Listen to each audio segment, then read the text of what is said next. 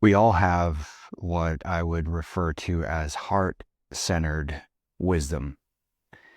And depending on your belief system, you may call that your higher self. You may call it a connection to the divine or the wisdom of the universe, whatever it may be. But we all know the feeling when we get an intuition, we trust our gut, we trust our heart, and we live in a state that feels more aligned.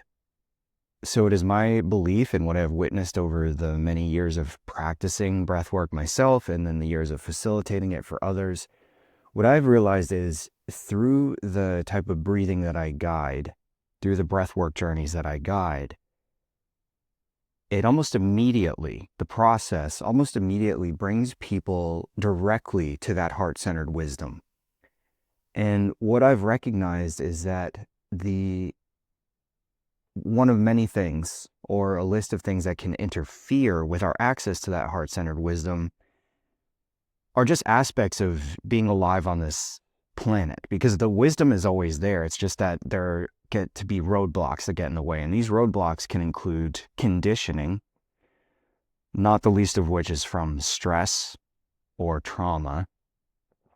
So say we are abused in some form or fashion, verbally, physically, or just have some kind of difficult situation, pain, grief, whatever it might be. That experience or interaction leaves an imprint of stress on our nervous system. And then because of that imprint of stress or trauma, our body builds a kind of defense or armor to try to keep us safe in that moment, and then certainly moving forward. And that armor that gets built is an intelligent response on the nervous system to try to keep us alive, to try to keep us moving, to try to be able to still show up for work the next day, to take care of our families, whatever it is, right? So when we experience stress or trauma, pain, grief, whatever it might be, we build this armor, and the armor initially protects us, but once the armor outlasts its initial usefulness, it then becomes a wall. It becomes a barrier for receiving the full experience of life. So in that sense, this residue, right? The events are the events, but the residue is not something we are obligated to carry forever. But often we do, because again, it's an intelligent response. And so what the breath can do is highlight the areas where we have been carrying that armor, whether the armor is more fresh from a more recent experience or whether that armor is years, decades old. This armor becomes a barrier for us to experience the fullness of life. So in that sense, stress, trauma, grief, pain, all these things can ultimately make us small because we're living in a survival mode. So the armor keeps us safe, but again, it outlasts its usefulness. It becomes a barrier. So that barrier also blocks us from connecting to the deeper wisdom of our heart, right? The whole point of this. So the breath, right? We go into certain modalities and we talk a lot. Maybe we try to uncover a certain story. And so certain modalities, we try to talk, we try to communicate, we try to journal, whatever it is. All that's useful, all that's beautiful. What is so powerful about the breath is it brings us into the immediate experience of embodying the wisdom in our heart. Embodying our heart's wisdom. So bypassing, first of all, highlighting where that armor, which has become a barrier, those things that keep us small to try to keep us safe, it helps us recognize where those are, where they have outlasted their usefulness, so that we could say, I see you there.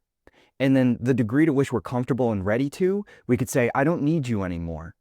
And then this flood, right? This flood, I've seen it time and time again. I've experienced it myself. This flood of energy, of radiance, of light comes flowing through us as we immediately, boom, embody, come back to that wisdom that lives in our heart. It's always there, right? Just like gravity is always here supporting us, whether we see it or not, whether we're noticing that we're experiencing or not, it's always there. The wisdom of our heart is always there. It's just that this armor, these barriers, which are initially an intelligent response on the part of the nervous system and body to keep us safe, eventually outlast their usefulness. They become a barrier. So the breath work gets us right into that embodiment, helps us clear that space so we get back to that wisdom of the higher self, the wisdom of the divine, the instinct, the intuition, however you like to phrase it, however you like to call it. We all know what it feels like. And the breath brings us right back to it.